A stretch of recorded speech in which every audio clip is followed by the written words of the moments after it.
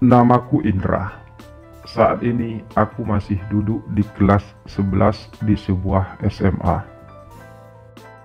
Aku punya seorang teman laki-laki bernama Eko. Dia satu kelas denganku dan juga satu bangku. Awalnya aku dan Eko tidak saling kenal. Saat tahun pertama SMA, bahkan kami tidak satu kelas. Namun di tahun kedua, kami satu kelas dan satu bangku. Karena hampir setiap hari bersama, aku dan Eko pun menjadi akrab. Eko laki-laki yang baik. Dia sering membantuku menyelesaikan berbagai tugas sekolah, terutama tugas PR bahasa Inggris, karena aku memang tidak terlalu suka dengan mata pelajaran yang satu itu. Eko juga sering mentraktirku makan di kantin, dan bahkan Eko juga sering mengajakku jalan-jalan keliling kota tanpa tujuan yang jelas. Sekali-kali Eko juga mengajakku nonton di bioskop berdua. Eko memang sangat baik padaku. Karena itu juga kami jadi cepat akrab. Eko sering mengajakku main ke rumahnya. Eko anak sematawayang dari seorang pengusaha kaya. Ibunya juga seorang wanita karir yang sukses. Kehidupan Eko memang terbilang sangat mewah. Sementara aku hanya anak seorang buruh bangunan. Aku juga masih punya 2 orang adik yang masih kecil-kecil.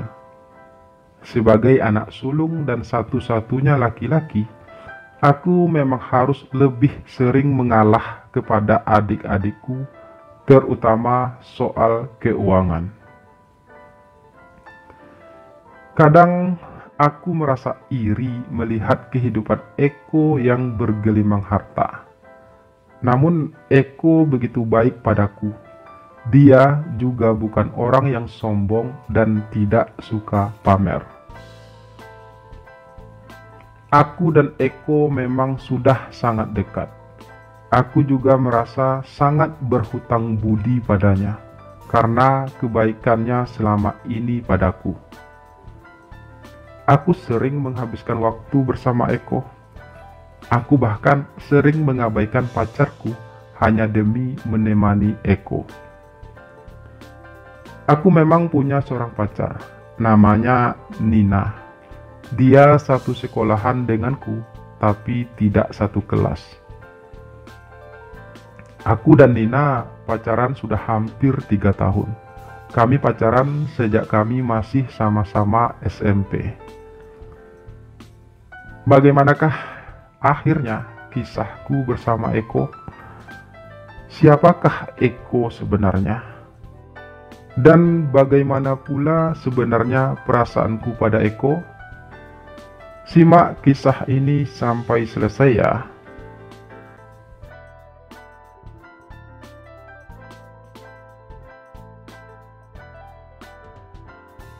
Hari-hari terus berlalu. Hingga sudah lebih dari setahun aku dan Eko bersahabat. Sekarang kami sudah duduk di tahun terakhir SMA. Hubunganku dengan Nina, pacarku, masih baik-baik saja. Meski aku lebih sering menghabiskan waktu bersama Eko.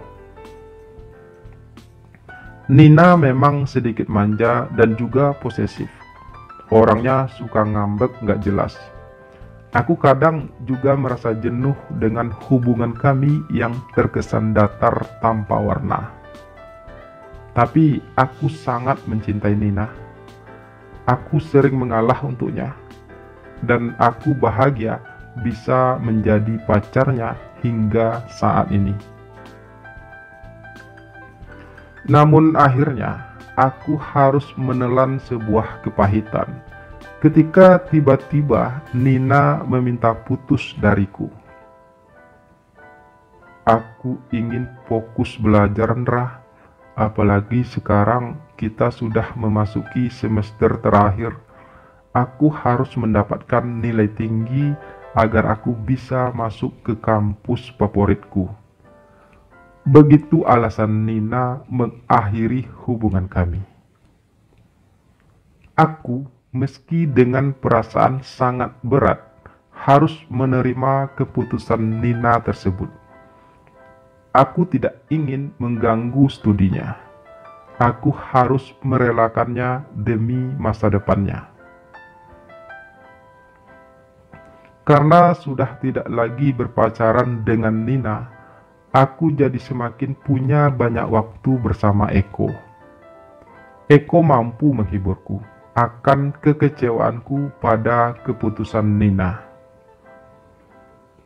Dan sebulan kemudian aku akhirnya mengetahui kalau sebenarnya Nina memutuskanku bukan karena dia ingin fokus belajar, tapi ternyata karena dia sudah berpacaran dengan anak SMA sebelah. Aku semakin patah hati mengetahui hal tersebut. Tak kusangka Nina tega mengkhianatiku selama ini. Padahal kami sudah berpacaran selama bertahun-tahun. Aku kecewa dan sakit. Aku mengurung diri di rumah. Aku tak ingin sekolah. 2 hari aku tidak datang ke sekolah. Tiba-tiba Eko datang mengunjungiku. Sekali lagi dia coba menghiburku. Aku berusaha bangkit dari kepatah hatianku. Aku harus bisa melupakan Nina. Perjalananku masih sangat panjang. Apalagi kehadiran Eko sebagai sahabatku sangat membantu membuatku jadi lebih kuat.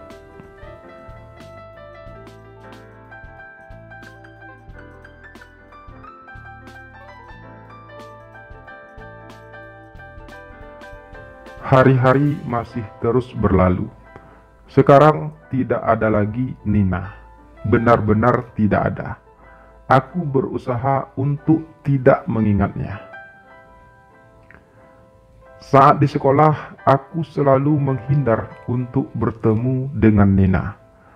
Meski Nina juga tidak berusaha untuk menemuiku lagi. Aku menghabiskan waktu bersama Eko hampir 24 jam. Hanya saat jam tidur saja aku kembali ke rumahku. Hingga suatu pagi, kebetulan malam itu aku menginap di rumah Eko, atas permintaan Eko tentunya. Pagi itu aku terbangun. Aku tak melihat Eko di kamar. Karena merasa sedikit suntuk, aku mencoba membuka lemari buku milik Eko di kamarnya. Saat itu aku menemukan sebuah buku harian milik Eko di dalam lemari tersebut. Aku jadi tertarik untuk membacanya. Tumben ada cowok pakai buku diari, pikirku. Karena penasaran, aku pun mulai membuka lembaran buku itu satu persatu. Dan aku tertegun saat membacanya. Di buku harian itu tertulis dengan jelas bagaimana perasaan Eko padaku selama ini. Ternyata dia diam-diam mencintaiku, dan semua yang dia lakukan selama ini padaku adalah karena dia sangat mencintaiku. Aku merasa bergidik tiba-tiba. Tak kusangka sama sekali kalau ternyata Eko adalah seorang laki-laki penyuka sesama jenis, dan yang paling membuat aku merasa jijik, dia ternyata menyukaiku.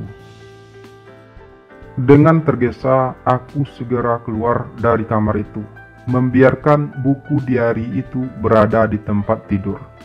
Aku memang sengaja melakukannya agar Eko tahu kalau aku sudah tahu tentang perasaannya padaku. Aku bahkan dengan sengaja menulis sebuah memo untuknya. Maafkan aku tidak bisa menjadi kekasihmu seperti yang kamu harapkan. Aku hanya bisa menjadi sahabatmu. Dan sekarang aku tidak bisa bersahabat denganmu lagi setelah aku tahu semuanya. Begitu kira-kira pesan yang aku tinggalkan untuk Eko. Aku pergi dari rumah Eko tanpa pamit pada siapapun.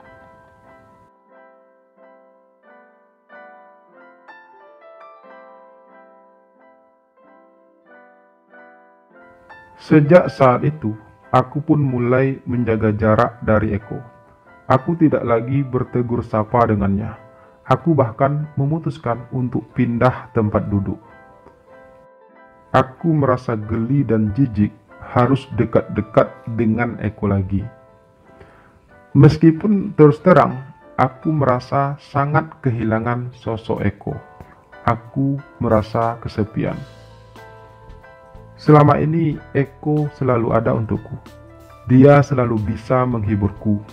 Dia selalu membantuku dalam banyak hal. Hidupku menjadi berwarna dengan kehadiran Eko. Sekarang semua itu tiada lagi dan aku merasa kehilangan. Tapi aku juga tidak mungkin terus bersahabat dengan orang yang diam-diam menginginkanku. Aku mencoba menjalani hari-hariku sendiri, tanpa Nina dan tanpa Eko. Meskipun terasa berat, namun aku harus melaluinya. Menjalani kehidupanku sendiri dengan perasaan penuh kesepian. Ujian akhir tinggal beberapa minggu lagi, dan itu sangat menyiksaku. Aku ingin buru-buru lulus dari sini. Terlalu menyakitkan rasanya berada di sekolah ini. Nina yang sudah berpacaran denganku selama bertahun-tahun telah mengkhianatiku. Dan dia sudah bahagia dengan pacar barunya sekarang. Eko yang sudah aku anggap sebagai sahabat terbaikku, sekarang justru membuat aku tak nyaman berada di dekatnya. Aku benci mereka berdua saat ini.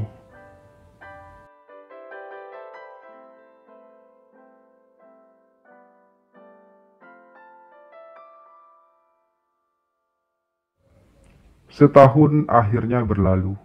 Aku sudah lulus dari SMA. Sekarang aku bekerja di sebuah supermarket sebagai pelayan tentunya. Aku tidak kuliah. Aku tidak bisa kuliah karena orang tuaku tidak sanggup membiayai kuliahku.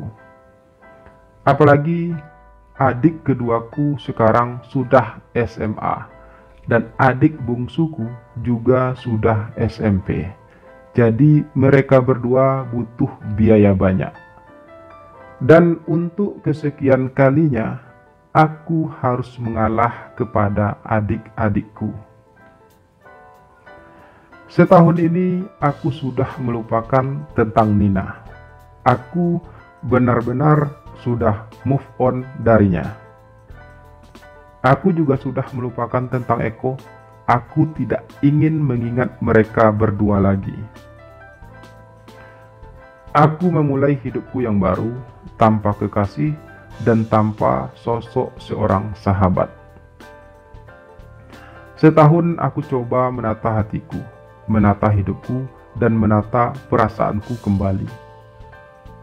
Aku telah melupakan masa laluku dan memaafkan semua yang telah terjadi. Aku sekarang adalah Indra yang baru. Meski sampai saat ini, aku belum bisa menemukan pengganti Nina. Aku biarkan hatiku kosong tanpa dihuni siapapun. Indra, sebuah suara mengagetkanku tiba-tiba saat aku sedang menyusun barang-barang di etalase supermarket tempat aku bekerja. Aku memutar kepala menatap ke arah suara tersebut. Jantungku berdegup tiba-tiba saat melihat Eko sudah berdiri di sampingku. Eko, sapaku ringan, berusaha bersikap sesantai mungkin. "Kamu kerja di sini sekarang?" tanya Eko kemudian. Aku hanya mengangguk ringan menjawab pertanyaan tersebut. Entah apa yang aku rasakan saat itu. Sebagai seseorang yang pernah bersahabat, tentu saja aku merasa senang bisa bertemu Eko kembali. Namun, sesaat aku mengingat kembali tentang siapa Eko sebenarnya, yang membuatku jadi ingin segera berlalu dari situ. Tapi Eko masih berdiri di situ. Dia sepertinya berniat untuk mengajakku untuk berbincang lebih lanjut.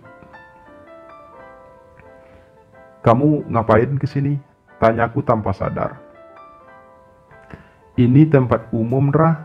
Siapa saja bisa berada di sini kan?" jawab Eko santai. Aku terdiam kembali. Dalam hatiku membenarkan ucapan Eko barusan, dan aku merasa bodoh dengan pertanyaanku sendiri. "Apa kabar kamu, Ndra?" tanya Eko selanjutnya. "Saya baik kok, kamu sendiri apa kabar?" balasku dengan sedikit kaku. "Saya masih seperti yang dulu, Ndra," jawab Eko dengan sedikit menekan suaranya.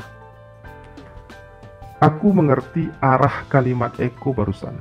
Karena itu, aku ingin segera mengakhiri pembicaraan tersebut. "Maaf kok, aku harus lanjut kerja lagi," ucapku akhirnya. "Oh iya, aku lanjut belanja ya," balas Eko tiba-tiba terdengar kaku. Eko pun segera berlalu dari hadapanku. Aku menarik napas lega. Setelah setahun tak pernah bertemu Eko, dan aku bahkan tidak pernah tahu kabar tentangnya, aku masih merasa tidak nyaman berada di dekatnya. Aku tak menyangka akan bertemu Eko kembali. Semoga saja itu adalah pertemuan terakhir kami. Ya, semoga saja.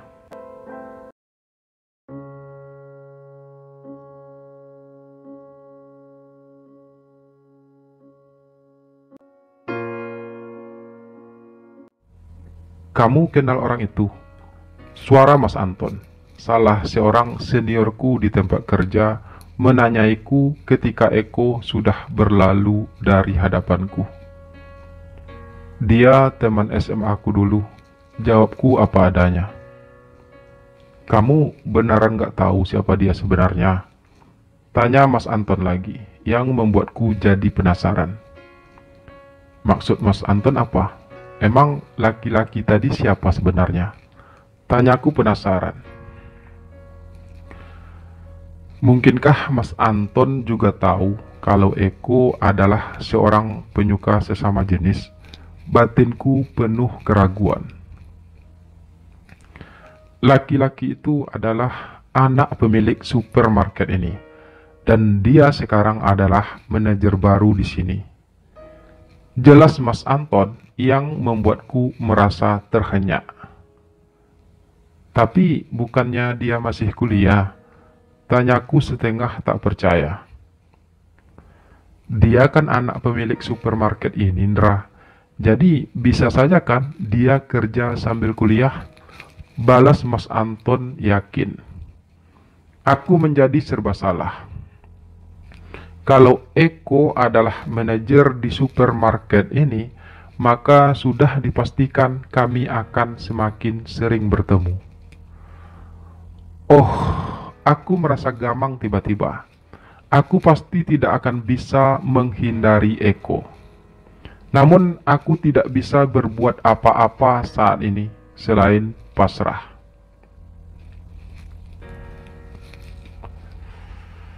Dan bagaimanakah kelanjutan kisahku bersama Eko? Mungkinkah Eko akan berhasil merebut hatiku? Atau justru dia tidak lagi punya perasaan apa-apa padaku?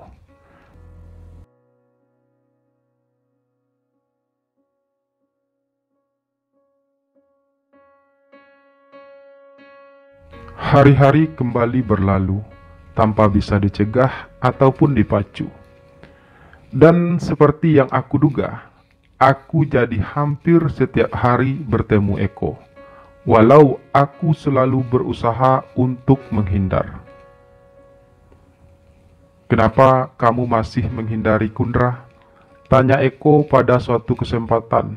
Saat itu jam istirahatku. Eko mendatangiku. "Aku nggak menghindar kok. Aku hanya merasa tidak enak kalau harus selalu ngobrol sama kamu. Aku kan kerja, dan kamu juga manajer di sini," jelasku beralasan. "Iya, aku tahu. Tapi sangat terlihat sekali kalau kamu menghindari Kundra. Aku tahu kalau kamu jijik melihatku. Tapi apa aku salah bila jatuh cinta sama kamu? Aku juga tidak ingin seperti ini, Ndra. Namun, aku juga tidak ingin membohongi perasaanku sendiri kalau aku mencintai kamu, bahkan hingga saat ini," ucap Eko panjang lebar. "Apa sebegitu bencinya kamu sama aku, Ndra?" tanya Eko melanjutkan. Aku menatapnya sekilas.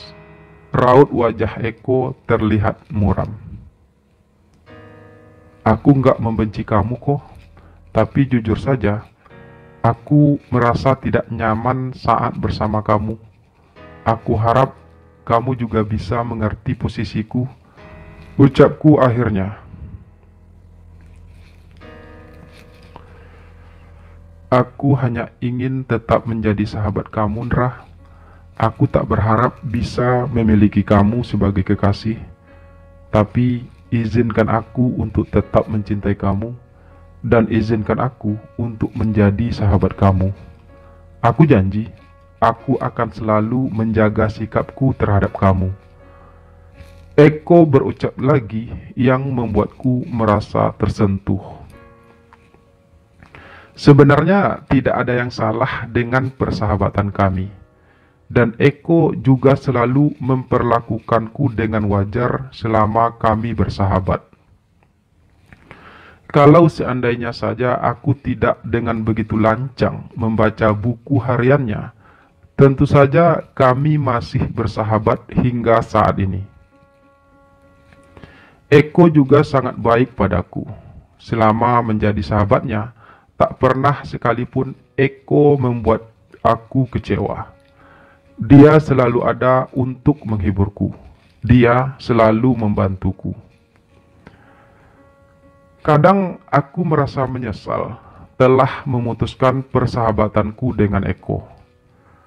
Tapi apa arti persahabatan itu bila ada cinta yang tumbuh di dalamnya? Aku tidak mungkin bisa bertahan sementara aku tahu kalau Eko sangat menginginkanku. Kalau saja kami tidak sejenis, mungkin ceritanya akan berbeda.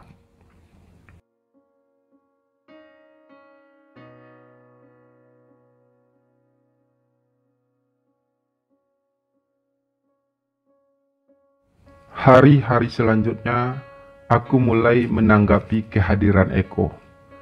Aku berusaha menganggapnya sebagai seorang teman, meski itu terasa sulit bagiku. "Maafkan aku, Ndra.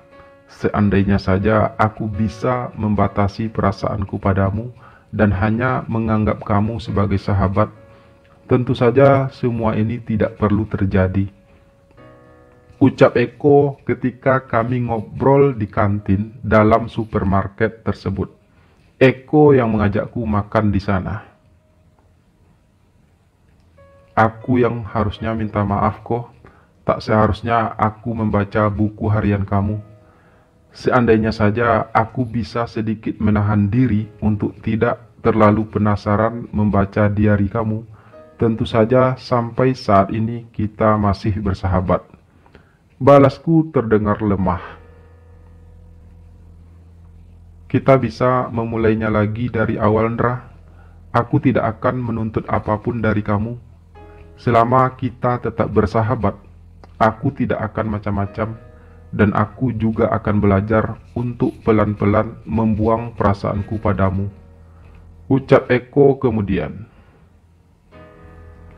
Aku akan mencari pasanganku sendiri yang tentu saja punya selera yang sama denganku, dan kamu bebas untuk pacaran dengan wanita manapun yang kamu inginkan, Ra. Lanjut Eko lagi. Kamu yakin kok dengan keputusan kamu? Balasku bertanya. Iya, aku yakin. Bagiku, hubungan persahabatan itu jauh lebih indah dari hubungan apapun. Timpal Eko mantap. Aku berusaha menerima semua itu. Menjadi sahabat Eko bukanlah hal yang buruk, selama dia tetap bisa menjaga perasaannya padaku. Dan lagi pula, saat ini Eko adalah manajer tempat aku bekerja. Aku jelas tidak bisa menghindarinya. Aku akan biarkan semuanya mengalir apa adanya. Jika Eko bisa menepati janjinya untuk tidak mengharapkan apa-apa dariku, aku rasa tidaklah akan terlalu menjadi masalah. Mungkin memang harus seperti ini. Aku punya seorang sahabat yang ternyata adalah seorang gay, dan aku harus menerima kehadirannya sebagai sahabatku.